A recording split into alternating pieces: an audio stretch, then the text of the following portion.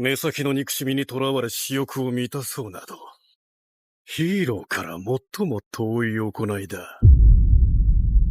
So, My Hero Academia, created by Kohei Horikoshi in 2014, recently wrapped up, and I, unlike a lot of people, was actually quite pleased with the ending. It prompted me to think about it in a more analytical way. I've been a fan of My Hero Academia since about 2019, and look, I know a lot of people give My Hero a lot of crap and think it's cringy for some reason. I already see the bump coming in.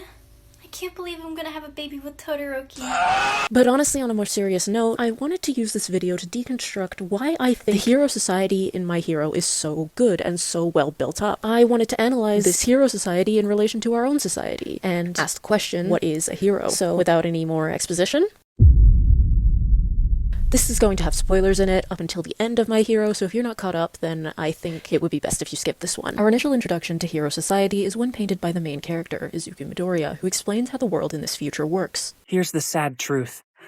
All men are not created equal. See, now you thought that I was going to play that annoying recap Midoriya gives on every episode. And I'm working hard to fulfill my dream of being a true hero. Oh my god, man, give it a rest. It's season 3. We already know how this works.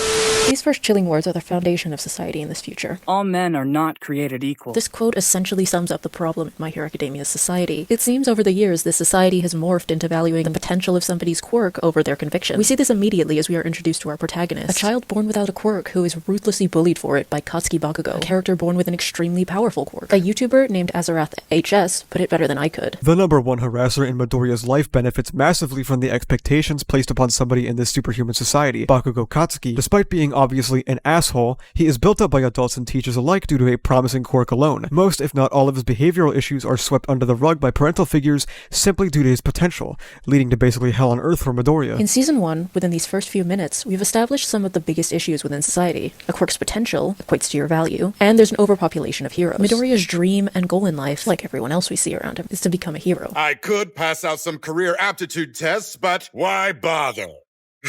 No, you all want to go into the hero track. Everyone wants to be one, and it's never been easier because there are so many schools, programs, and routes to become a hero that the career has simply become commonplace. Not to mention the fact that since the number one hero in Japan, All Might, stepped onto the scene, Japan has largely been at peace, with crime rates at an all-time low. You can probably see what the third primary sociological issue is now, and it's a big one. Over-reliance. We see it almost immediately in the first 10 minutes. 4 heroes are fighting a rioting man in the streets and the crowd seems unbothered. They see this quote-unquote villain attack as simply a nuisance. Heck, they're even smiling at the fact that they've been privy to seeing some of their favorite heroes. Because of All Might's status as the symbol of peace, the general public has been subdued into viewing a rampaging villain into a non-issue nuisance, or worse yet, a possibility to see one of their favorite celebrities, heroes in action. Hang on, 4 heroes for one rioting man? Yes, this is indeed the 4th primary issue with Hero Society. Again, because of the reliance on All Might, it seems that the quality of today's heroes has slowly but surely been going down the drain. So much so that genuinely good heroes are few and far between. Heroes and those institutions that train them have had a lapse in wannabe heroes who are actually willing to risk their life for others. You might have caught my slip up earlier. While it was just so embarrassing to call a hero a celebrity, was I wrong? Those who performed the best were paid the most and got all the fame and glory.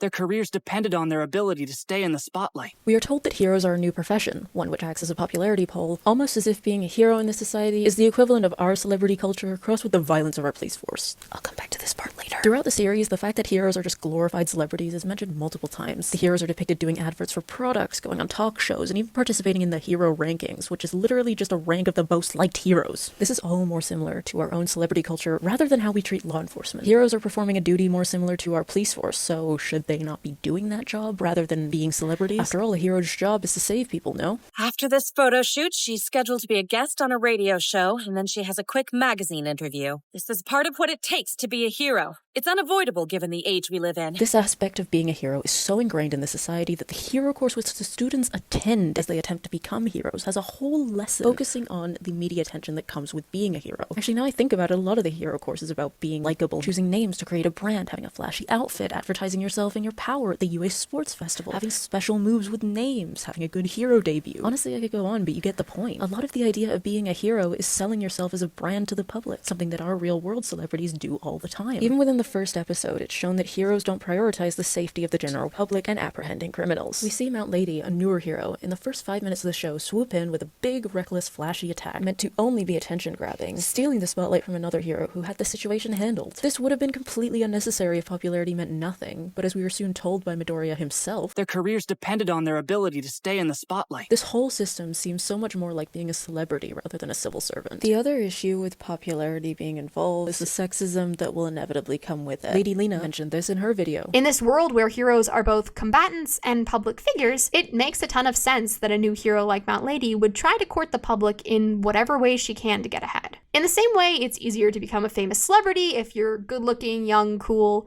It's way easier to become a famous hero if you're good-looking, young, and cool. For women who are heroes to get the most attention, they sexualize themselves and wear hero outfits which expose skin because, like in our society, attention is money. I don't even need to say anything other than showing this scene from the first episode of the show. She's definitely got the looks and attitude to be a crowd favorite. Like, one of the first things that determines whether or not Midoriya thinks Mount Lady will be successful is the fact that she's attractive. This isn't a one-off either. We see countless examples of female heroes being sexualized via their outfits and actions. I know women can dress as provocatively as they want, but I think there are a lot of heroes in My Hero Academia who are simply dressing this way to remain in the spotlight. Midnight, a character who's implied to choose to express herself this way, doesn't always seem like she enjoys it. Honestly, I can't put it better than Midnight herself. Sexiness isn't just an aesthetic.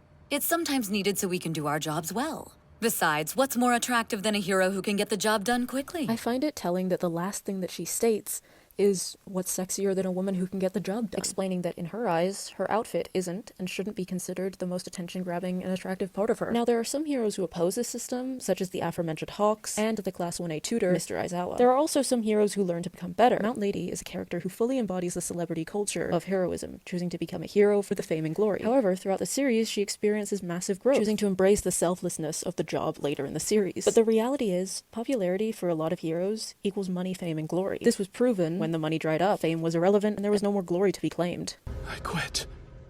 I don't want to be a hero anymore. This issue of heroism being motivated by gaining money and fame is confronted directly by Horikoshi through a character known as the hero killer Stain. He's probably the most influential and important character when it comes to talking about how corrupt the role of hero is in My Hero Academia. Because as we know, when a society is corrupt, extremists will always rise to fight it.